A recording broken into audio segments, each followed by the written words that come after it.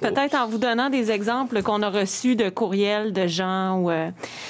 par exemple, des gens qui veulent faire une randonnée pédestre en fin de semaine. 2 mamans qui veulent aller se promener en poussette dehors à 2 mètres de distance. Des enfants qui jouent dans un parc et les parents autour qui les surveillent. Des voisins qui doivent faire une corvée d'automne, ramasser des feuilles sur la copropriété. Ce qui n'est pas clair dans le décret, et j'aimerais avoir une explication là-dessus, c'est quoi la définition d'un rassemblement public extérieur qui est interdit? Combien de personnes constituent un rassemblement? Voulez-vous commencer? Oui, c'est dans le diable et dans les détails, hein, vous le savez. Et puis, il faut comprendre qu'un rassemblement, c'est des individus qui vont se retrouver à un endroit pour atteindre un même objectif comme tel. C'est sûr que tant aussi longtemps qu'on est une bulle familiale, OK, puis qu'on fait une activité dans un parc, etc., on n'est pas en train de se rassembler, on est dans la même bulle familiale. Par contre, si on commence à y aller avec la voisine, puis une autre bulle familiale, puis que là, on ne reste pas vraiment le 2 mètres, on est à distance, on n'est pas vraiment...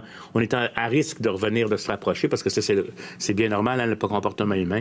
Là, ça pourrait être une problématique. D'ailleurs, les municipalités aussi vont peut-être fermer certains parcs ou certains lieux où ça attire facilement les gens à venir. Moi, je pense que si vous voulez aller faire une randonnée, on ne veut pas dire aux gens de ne pas aller faire une randonnée dans un parc actuellement. Ils peuvent pratiquer leur activité sportive tant aussi longtemps qu'ils vont respecter ces consignes-là de distanciation d'une personne à une autre. Je ne sais pas si je suis assez précis pour vous. Avez-vous un autre exemple que vous voulez que je... En fait, c'est parce qu'il y a tellement d'exemples que je pourrais vous donner. Par exemple, des gens qui font une partie de soccer le soir. C'est parce que je pense que les gens se demandent... Là, pour ce qui est de la pratique de la sport, je viens vous dire, on va vous revenir avec une annonce très cohérente, là, parce que je comprends très bien aussi. Vous savez, là, nous-mêmes, quand on a des principes comme ça, il faut analyser chacune des situations. Quand on parle d'une pratique de soccer le soir, là, on est dans une pratique de groupe qui viennent de différentes bulles, puis il risque d'avoir des contacts.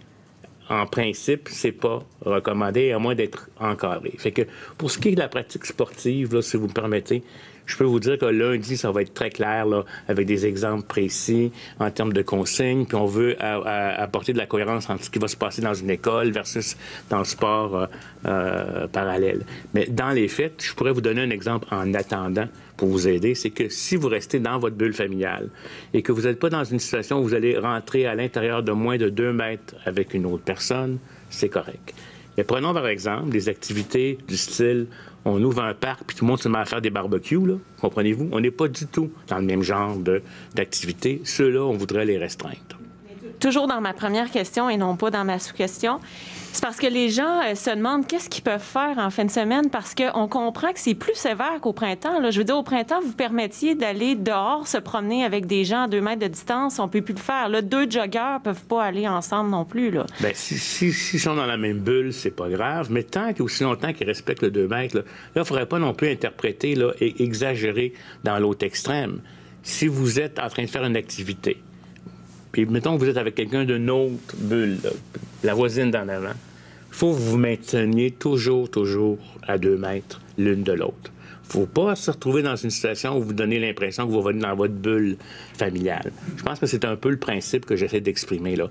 On ne veut pas empêcher les Québécois de sortir en fin de semaine pour faire des activités sportives. Ce qu'on veut éviter, c'est les contacts sociaux prolongés dans des contextes sociaux. C'est pour ça que les décrets ont été écrits de cette façon-là.